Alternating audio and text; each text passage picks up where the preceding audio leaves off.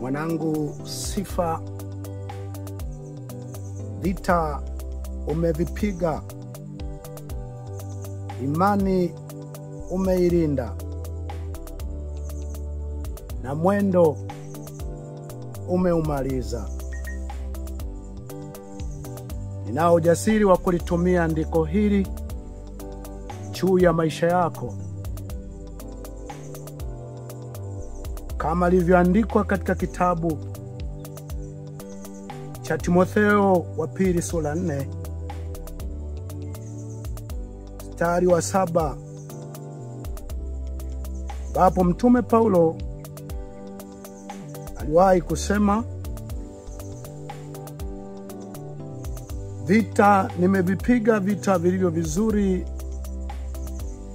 mwendo nimeumaliza, na imani nimeilinda. Sifa, binti yangu, najua umevipiga vita vizuri vya imani.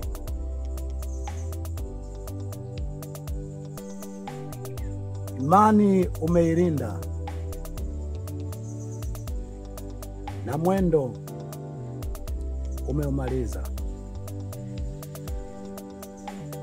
Nasikitika kuwatangazia kwamba leo tarehe 13 mwezi wa 5 mwaka 2025 ndio siku nayo watangazia kuwa mwanangu katika Kristo Yesu, Sifa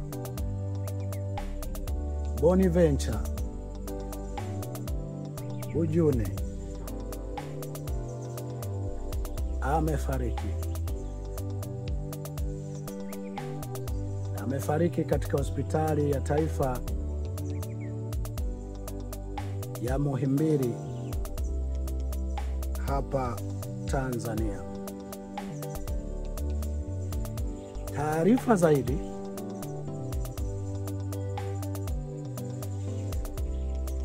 za msiba takapokuwa na mipango ya mazishi takavyokuwa, mtaletewa muda mchache mara baada ya mawasiliano kukamilika. Lakini taarifa hii ya awali ninakutolea nikiwa hapa Dar es Salaam, ambapo kwa sehemu kubwa mipango yote ndipo itakapofanyika. Mpaka muda huu naongea na wewe, niko hapa Kigamboni Geza Juu, karibu na zilipo ofisi za wilaya ya Kigamboni.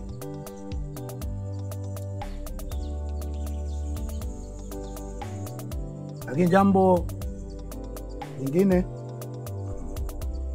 mwanangu namuona kama shujaa. Ifahamike, sehemu kubwa ya kiitwacho makaburi ya mashujaa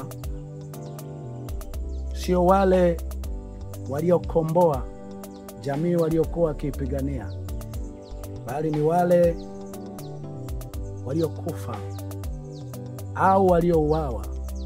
Sehemu kubwa ya mashujaa ni wale waliokufa au waliouawa wakiwa katika kupigania jamii walizokuwa wakizipigania, kwamba kwa mapigano waliokuwa wakiyafanya waliziokoa jamii zile ama walishindwa. Lakini sehemu kubwa ya makaburi ya mashujaa ni ya wale waliopigania jamii zao, wakafia ama wakauawa wakiwa katika uwanja wa mapambano. Binti yangu mpaka siku ya mwisho, anayokuwa katika maumivu makali, alikuwa na jambo analifanya kwa ajili ya kupigania jamii yake, taifa lake, watu wake, na akiwa amerithi sehemu kubwa ya moyo wangu, walile usilopenda kutendewa usimtendee mwingine. Katika mabinti, watoto wangu, waumini wangu waliochukua kwa nguvu falsafa hiyo na moyo huo, binti yangu Sifa alichukua moyo huo kwa nguvu kubwa, na ametumia vizuri muda mchache wa siku chache alizopata kuishi. Maana mimi si mwepesi wa kumwekea muumini andiko na haijawahi tokea, lakini binti yangu Sifa namwekea andiko hili ya kwamba amevipiga vita vizuri vya imani, mwendo ameumaliza na imani ameilinda.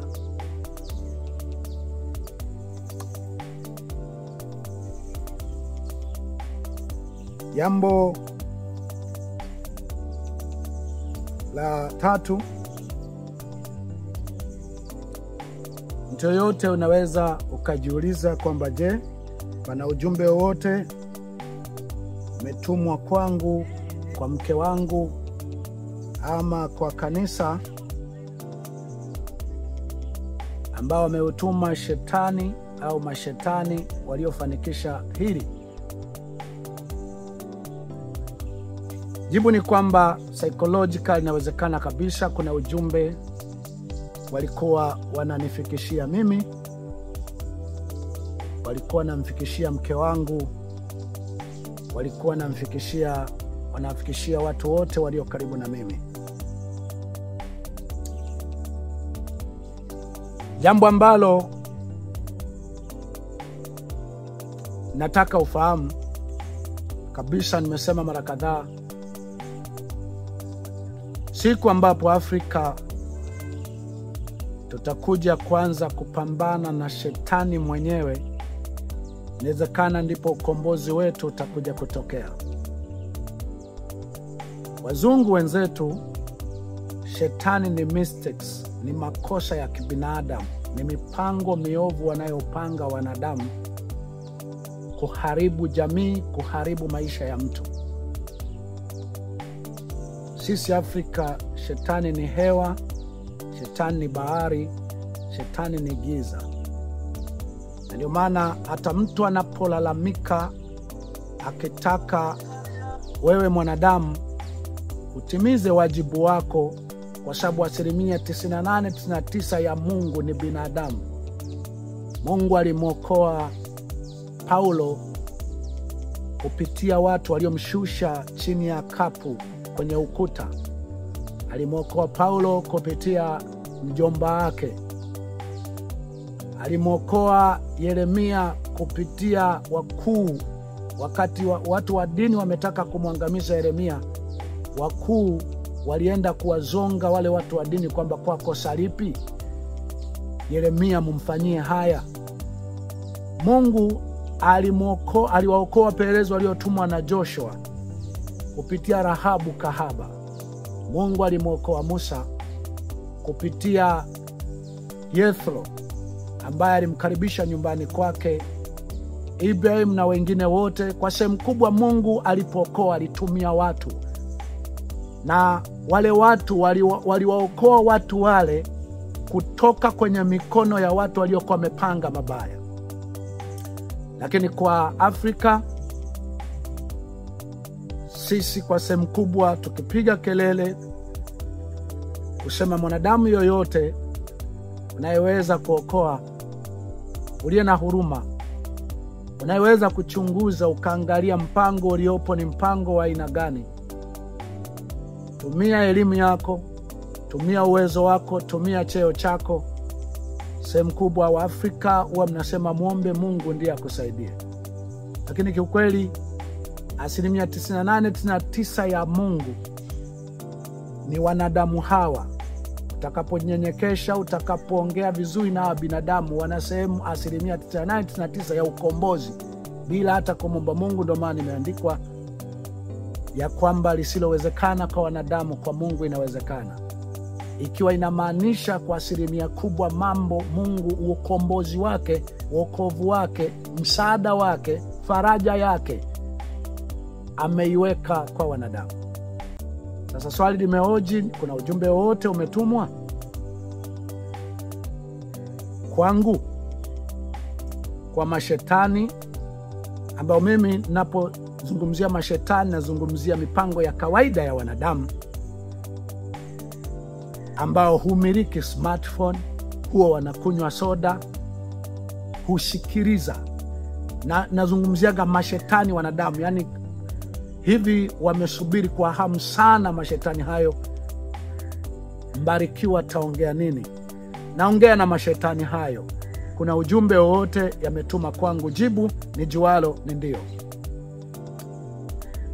Moja ujumbe katika fikra zangu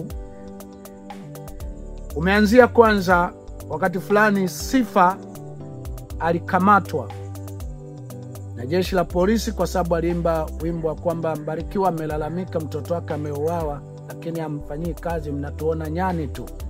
Watu wa Ngorongoro wanalia juu ya maeneo yao, lakini hamfanyii kazi, mnatuona nyani tu. Ni wimbo ambao wengi mlipata kisa hicho. Alipokamatwa na kukalishwa kituo cha polisi siku 6, alikalishwa kituo cha polisi siku 5-6 peke yake kwenye chumba ambacho kwa muda mwingi alikuwa akiwa peke yake, na siku moja akaenda kulala magereza pale Rwanda. Kwa sehemu kubwa ambapo ndipo tatizo lake lilianzia. Kwa sehemu kubwa nimehoji pale mwanzoni nilipokuwa nimetoa clip ya kwanza kwamba nisaidieni kama kuna mtu unaweza ukajua kuna kinachofanyikaga mtu akiwa kwenye kituo cha polisi ama magereza, lakini inawezekana wote hamjui. Lakini kwa sehemu kubwa tatizo lilimwanzia hapo, lakini likaja kuwa kubwa siku chache zilizopita. Wakati ule nilitoa ujumbe, nilisema najua mnayenitafuta ni mimi. Najua mnataka kujua nina nguvu gani. Shetani yoyote uliye nyuma ya mpango wa kumkamata binti katika jambo kama hili, kumkalisha siku 6 sehemu yenye baridi, sehemu yenye baridi kali kwenye Lumande, kituo cha polisi cha Central Mbeya, yeyote uliye push, yeyote uliye na maslahi juu ya kumkalisha binti yangu pale, najua kuna ujumbe unanitumia. Na moja ujumbe huo ni kutaka kujua nyuma ya Mbarikiwa kuendelea kupinga mabaya. Mbarikiwa nyuma yake anatumwa na nani? Nani wanaweza kumsaidia siku ya tatizo? Na mara kadhaa mimi nimwambia, nyuma yangu kuna haki tu, kuna moyo wa huruma tu, kuna moyo tu wa kukwambia usilopenda kutendewa usimtendee mwingine. Ni hicho tu, ni ule moyo uliokuwa kwa Yesu. Na wengine mnasema kwa nini sasa mashetani wanadamu wa kudhuru? Hata Yesu na mitume na watu wa Mungu walidhuriwa na watu waliopanga mipango mibaya juu yao. Kwa hiyo wakati ule nilisema nadhani huu ni ujumbe umetumwa ili kupima nguvu inayoweza ikawa nyuma ya Mbarikiwa. Na wakati huu Waswahili wanasema wasiwasi ni akili. Wakati huu na hisi inawezekana kabisa kuna ujumbe umetumwa. Tuone nani anaweza kukusaidia Mbarikiwa, ikiwa tutakukabiri sisi mashetani, tutakukabiri kibiolojia, kisayansi, kwa namna za kawaida. Niseme wanadamu hawa wana 99% ya Mungu, hawa waweza kunisaidia. Wasiponisaidia, Mungu kwa ile 1%-2% ya uungu wake anaweza akanisaidia. Lakini hata asiponisaidia, sijutii kuwa mtu mwema, sijutii kupinga mabaya. Kwa sauti inayofanya wabaya washtuke, wasikie, wajue kuna mtu kasema na kuna watu wameanza kuangazia ubaya wetu ulivyo. Sijutii. Niko hivyo, nitabaki hivyo bila kujalisha nitaishi siku moja ama nitaishi miaka yoyote ya machozi nitakayoishi. Na natoa angalizo, kama kuna mtu ambaye wewe unaona bado tuendelee kumuona shetani ni kisichojulikana, ni hewa, ni katika ulimwengu wa roho, hakuna shida. Naweza kaendelea kuona hivyo, naweza kaendelea kupambana naye hivyo.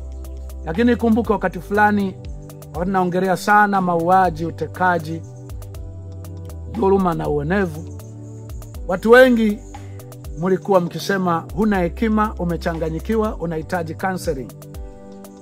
Lakini leo nimeona nikaribia mnawashangana kuwashambulia sana wahubiri ambao hawazungumzi mauaji, utekaji, dhuluma, uonevu. Na ukumbuke wakati ule niliongea sana, nikisema wakati huu mambo hayajawa wesi, wakati huu mambo hayajaribika sana. Njoni tuzungumze. Njoni kila mmoja tatizo la mwingine, kilio cha mwingine, maumivu ya mwingine yaone kama yako. Simamisha biashara, kazi, manufaa. Wengi mliniona wakati ule sina hekima, nimechanganyikiwa kwa sababu ya kuuawa kwa mwanangu ama kupotea kwa mtoto wangu wa pekee.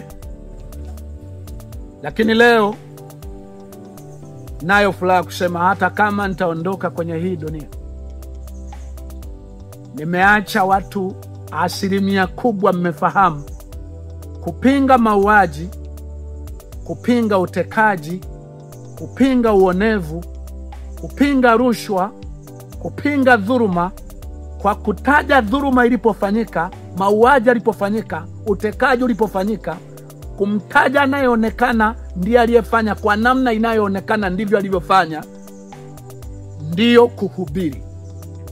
Najua sio wote, lakini hata kama nitaondoka sasa duniani, najua nimeiona kwa macho yangu picha kwamba kuna watu wataendelea kupinga na kuona, kupinga mauaji, kupinga mabaya, kupinga ubaya, kupinga rushwa, kupinga dhuluma, ndio kuhubiri neno la Mungu. Ukiwa unampinga aliyefanya kwa namna aliyofanya, kwa namna iliyo wazi,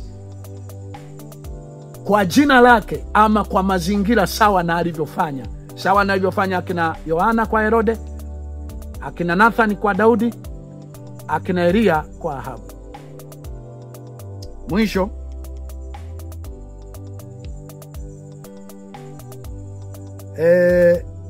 nitoe maoni yangu kama itakuja kupendeza katika miaka, niwe hai nisiwe hai, itakuja kupendeza kuja kuishi katika nchi ya ahadi ambayo Mungu alikusudia ikawemo Tanzania.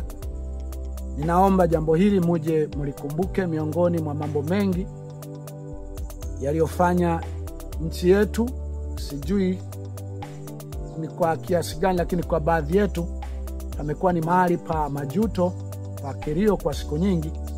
Nitoe pendekezo langu, ikiwa itakuja kuwapendeza mtakapoingia katika nchi ya ahadi, kama nitakuwepo nitakumbusha, kama sitakuwepo je mkumbuke jambo hili. Napendekeza hospitalini tutakapokuwa tunalipia, ingekuwa tuwe tunalipia matibabu, tusiwe tunalipia kile kinachofanywa chochote. Nikimaanisha matibabu, tuwe tunalipia ikiwa tatibiwa, ikiwa tatizo husika litapatiwa ufumbuzi. Nimesikia katika moja nchi zilizoendelea, ukisema naumwa zinakutibu kwanza, ndipo zinakupa gharama. Hazianzi kuuliza asset utatulipa nini. Hazianzi kuangalia uwezo wako. Cha kwanza zinaangalia kutatua lile tatizo, kwa sababu wao uhai ndio utajiri. Uhai ndio maendeleo. Ikiwa nchi yetu itakuja kuingia katika nchi ya ahadi ambayo Mungu ameikusudia, naomba ije ifike wakati tuje tuwe tunalipia matibabu, kwa maana ya kwamba tulipie kinachowezekana, kwa sababu yule mtu katika zile nchi akifariki, wale watu hawana uwezo wa kulipia, hakuwa na asset yoyote, huwa hawana cha kumfanya. Kwa hiyo naamini pia katika nchi yetu inaweza ikaja kuwa ni hatua ya maendeleo, lakini pia inawezekana matabibu wetu, sijui sana kwa sasa, lakini inawezekana watatumia na wasimamizi wao watatumia kila njia kuhakikisha mtu huyu ana survive, kwa sababu huenda malipo yanaweza yakalipwa ikiwa watafanya kazi ya kuokoa uhai, kutibu kwenyewe. Nje na hapa yamenikuta, ndio maana kila kinachonikuta naweza nikakitumia kufundishia wengine. Mpaka hapa nadhani zaidi ya milioni 678 zimetumika kwenye matibabu tu ya kawaida, na baadhi kwa sababu sasa hatuna elimu, hatuna uelewa, mengine ni unaletewa tu kwamba deni ni hili, kabla unakuwa hujapewa ufafanuzi kama litakuwepo, na wakati huo unakuwa huna nguvu ya kuhoji sana, kwa sababu kwanza uko kwenye pressure. Natakiwa ndugu yako itumike njia yoyote, kama kuna fedha ipo itumike, lakini atoke kwenye shida hiyo. Kwa hiyo hayo ni maoni yangu. Ikiwa nchi yetu itakuja kuingia katika nchi ya ahadi ambayo Mungu alikusudia na kuyaidia, takao kuwepo, kumbuke na hili. Ikiwa nitakuwepo kwa machozi yoyote, nitakumbusha hili. Inna lillahi wa inna ilaihi rajiun. Sisi ni wa Mwenyezi Mungu na kwake tutarejea. Buriani shujaa, binti yangu Sifa, umevipiga vita vilivyo vizuri, mwendo umeumaliza, na imani umeilinda. Hii ni sauti ya mtu aliyetoka gerezani. Anasema, itengenezeni njia ya Bwana, nyosheni mapito yake. Heri mtu atakayeteswa, atakayefungwa, atakayeuawa, ama afaye katika Bwana tangu sasa, apate kupumzika mara baada ya taabu yake. Tazama, Mungu mwenye haki yu karibu kuja. Hii ni maana neno Maranatha.